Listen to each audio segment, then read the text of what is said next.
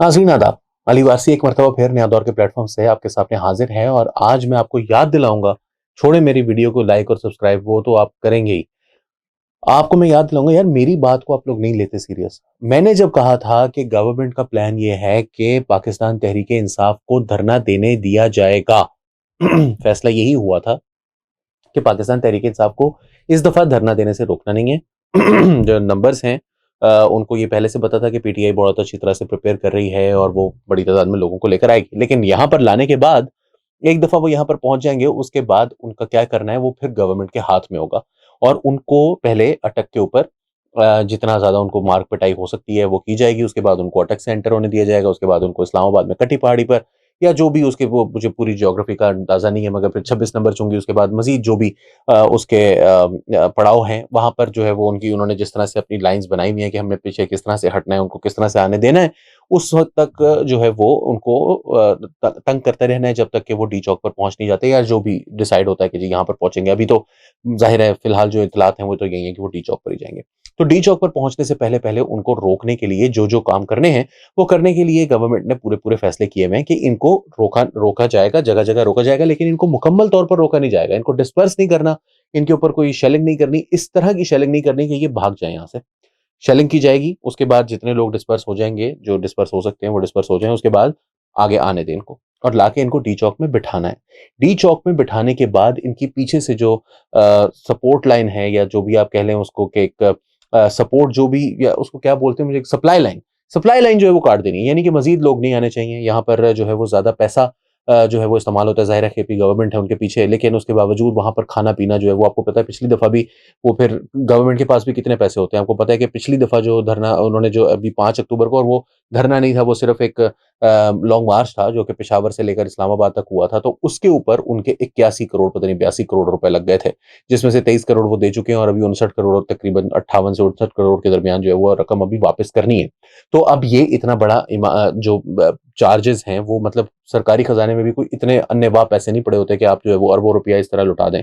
तो इसके लिए जो है वो इतने सारे लोगों के लिए खाना, उनके लिए बाथरूम की जगह, उनके लिए रहने की जगह, सर्दी है इस्लामाबाद में, लाहौर में इस वक्त टेम्परेचर जो है वो 12 है, तो इस्लामाबाद में जो है वो 8-9 के करीब है। 8-9 टेम्परेचर में सड़क पर बैठना, और फिर जाहिर है कि ये अभी 25 नवंबर है और आगे चलते चलते अगर ये धरना जो है वो हफ्ता, 10 दिन, 15 दिन चलता है, लेट्स सपोज कि वो चलता है, हो सकता है वो 6 महीने बैठे रहें, लेकिन मैं ये कह रहा हूँ कि अगर वो 10-12 दिन चलता है, या 4 दिन भी, 5 दिन भी चलता है, तो इसने टेम्परेचर ने मजीद नीचे जाना है और वो हो सकता है कि 5-4 पर आ जाए। और फिर उस वक्त अगर आपको सड़कों पर बैठना हो इतनी शदीद सर्दी में, तो कैसे सर्वाइव करेंगे? कितनी आग जलाएंगे? कितने दरख्तों को आग लगाएंगे? और क्या दरख्तों को आग लगाने की इतनी, मतलब खुली इजाजत होगी? नहीं होगी। तो फिर यहाँ पर बैठने के बाद उनका क्या किया जाना है, ये भी गवर्नमेंट ने डिसाइड किया हुआ है कि इनको पीछे से और लोग नहीं आने देने, और यहाँ पर इनसे बिठाने के बाद मुज़ाकरात शुरू करने हैं।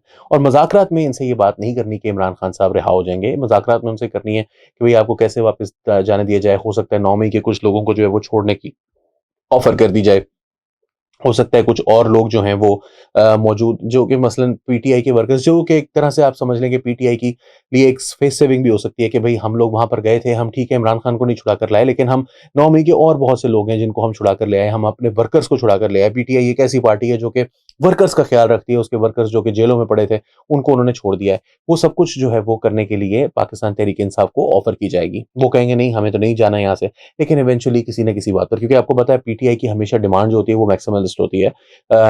इसी वजह से उनके धरने जो हैं वो बेचारे चाहे जितने मर्जी अच्छे कर लें, चाहे जितने मर्जी लोग ले आएं, चाहे जितने मर्जी दिन बैठे रहें, उनको नाकाम ही समझा जाता है, क्योंकि उनकी डिमांड जो होती है वो आखिरी डिमांड होती है। मसलन मिसाल के, तो इसकी एक बड़ी मिसाल जो है वो मियां साहब का 2009 का लॉन्ग मार्च है। जब वो इस्लामाबाद जाने लगे तो उन्होंने कहा कि मुझे इफ्तिखार चौधरी को जो है वो बहाल कराना है, जबकि जब मुस्लिम लीग नून के दौर में पाकिस्तान तहरीक इंसाफ ने लॉन्ग मार्च किया तो उन्होंने कहा कि हमें वजीर आजम का इस्तीफा चाहिए। तो ये क्योंकि डिमांड जो थी वो मियां साहब की दफा एक रैशनल डिमांड थी, या रैशनल आप कह लें कि एक ऐसी डिमांड थी जो कि जरदारी साहब पूरी कर सकते थे। जो मियां साहब से डिमांड की जा रही थी वो मियां साहब पूरी नहीं कर सकते थे कि आप घर चले जाएं, मैं आना चाहता हूं। तो ये जो डिमांड होती है ना, वो इस तरह की कर देते हैं कि जिसके बाद एक सारे के सारे जो है ना वो बंद गली में चले जाएं। और मुझे याद है कि 2014 में जो लोग कहते थे कि यार नवाज शरीफ को चाहिए इस्तीफा दे दे, दोबारा इलेक्शन में जाए, पीटीआई हार जाएगी, उनको 2024 में, अब वो अगर पीएमएलएन के सपोर्टर्स हैं अभी तक, तो वो ये कह रहे हैं कि नहीं, हुन नहीं, ये बंदा हर दफा यही करता है। तो अब ऐसी सिचुएशन है कि जहां पर आप, जाहिर है आप ये मांग रहे हैं कि इमरान खान को छोड़ दें, 2014 का जो 24 का जो इलेक्शन है उसको एनल कर दें और उसके बाद जो है वो सब लोग अपने-अपने घरों को चले जाएँ। यानी कि जो गवर्नमेंट है वो भी चली जाए और फिर मैं इमरान खान साहब जो है वो इक़्तिदार में आ जाएँ या इलेक्शन हो और इलेक्शन के ज़रिए इक़्तिदार में आ जाएँ और फिर आसिम मुनीर साहब जो है वो घर चले जाएँ। ये तो कोई भी नहीं करेगा। चीफ जस्टिस कहे कि चाहे चीफ जस्टिस भी जो है वो अपने वापस अपनी पोज़ीशन पे चला जाए, वो चीफ जस्टिस ना रहे। 26वीं आईनी तरमीम को रिवर्स कर दें। ये ऐसी मज़ाक़-ख़ेज़ किस्म की बातें हैं जो कि होती नहीं है। मतलब आपकी ख़्वाहिशात बहुत अच्छी हैं, नोबल भी हो सकती हैं, दुरुस्त भी हो सकती हैं, मगर वो होने वाली नहीं हो, प्रैक्टिकल ना हो तो फिर उसका कोई फ़ायदा नहीं है। तो लिहाज़ा गवर्नमेंट इनको यहाँ पर बिठाएगी, बिठाने के बाद इनको यहाँ पर बिठाए रखेगी। सर्दी में इनको जो है वो पूरा कंबल-शंबल कोई नहीं मिलेगा। जो घर से लेकर आ सकता है वो ले आए, जो खरीद के वहाँ पर बैठ सकता है बैठ जाए, वरना फिर बैठा रहे, ऐसे ही ठंड में बैठा रहे और सेकता रहे आग, कितनी को आग सेक लेंगे। तो ये जो सूरत-ए-हाल है वो पाकिस्तान तहरीक-ए-इंसाफ के लिए कोई बहुत अच्छी सूरत-ए-हाल नहीं है, लेकिन गवर्नमेंट के लिए भी कोई अच्छी सूरत-ए-हाल नहीं है क्योंकि ये सारी पॉलिसी जो है वो फ्लॉप भी हो सकती है। ये भी हो सकता है कि ये सब लोग यहाँ पर आकर बैठ जाएँ और फिर उसके बाद उनके नंबर्स जो हैं वो सर्ज करना शुरू कर दें। हो सकता है वो हमले करना शुरू कर दें मुख्तलिफ गवर्नमेंट इंस्टॉलेशन्स के ऊपर। हो सकता है वो ऐसी जगहों पर हमले करें जैसे 9 मई के दिन उन्होंने किए थे।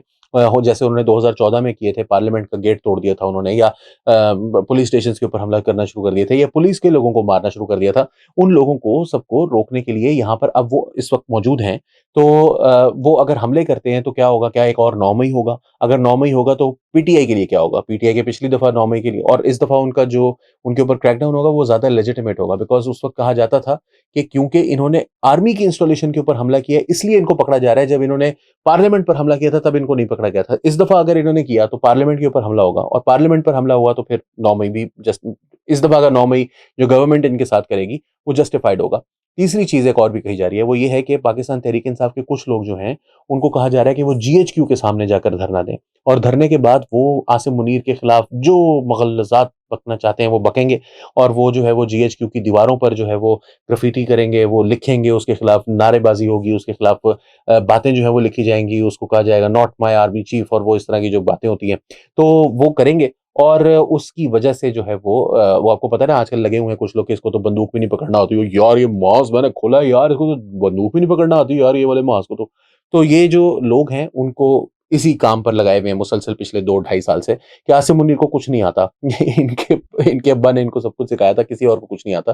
तो ये होने जा रहा है। धरना जो है वो यहाँ पर आकर बैठेगा और उसके बाद जो है वो नेगोशिएशंस असल तब शुरू होंगी। अब देखते हैं कि इसमें कौन कामयाब होता है, कौन नहीं होता। मैं हमेशा बेट करता हूँ तगड़े घोड़े के ऊपर। तो मेरे ख़्याल में इस वक़्त तगड़ा घोड़ा जो है वो एस्टेब्लिशमेंट है, गवर्नमेंट है और पीटीआई जो है वो एक मुश्किल टास्क जो है वो सर पर लेकर चल पड़ी है। तो देखते हैं कि वो कामयाब होती है यानी मेरा नहीं ख़्याल कि वो कामयाब हो सकेगी। अली वारसी को फ़िलहाल के लिए नया दौर के प्लेटफ़ॉर्म से इजाज़त दीजिए। आदाब।